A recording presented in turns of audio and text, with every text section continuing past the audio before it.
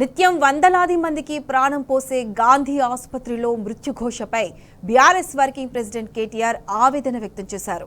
కొంతకాలంగా ఆసుపత్రిలో పసిగుడ్డులు, బాలింతలు మృతి చెందుతున్నా ప్రభుత్వం స్పందించకపోవడంపై తీవ్ర స్థాయిలో ధ్వజమెత్తారు.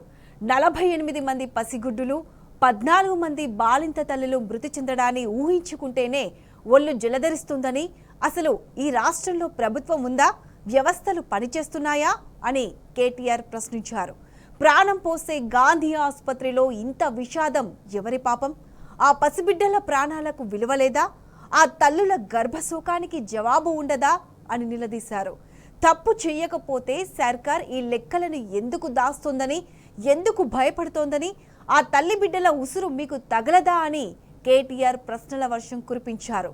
ఒక్క గాంధీలోనే ఇన్ని మరణాలుంటే రాష్ట్ర వ్యాప్తంగా పరిస్థితి ఏమిటని ఆలోచిస్తేనే భయంగా ఉందన్నారు కేటీఆర్.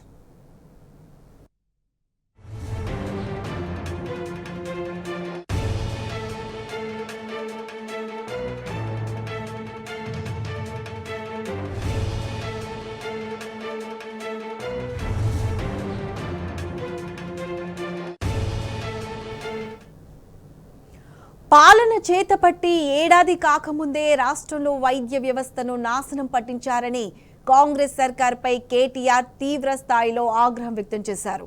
గతంలో బీఆర్ఎస్ హయాంలో ఎలా ఉండేదో ఒకసారి ఆలోచించాలన్నారు. గర్భిణీలకు న్యూట్రిషన్ కిట్లు, డెలివరీ అయితే కేసీఆర్ కిట్లు, సిజేరియన్ కాకుండా నార్మల్ డెలివరీలకు ప్రాధాన్యత ఇస్తూ తల్లి బిడ్డను ఇంటి దగ్గర దిగబెట్టి వచ్చేలా కేసీఆర్ వ్యవస్థలను తయారు చేశారని గుర్తు చేశారు. అది ఓ పాలకుడిగా ప్రజల బాధ్యత తీసుకోవటం.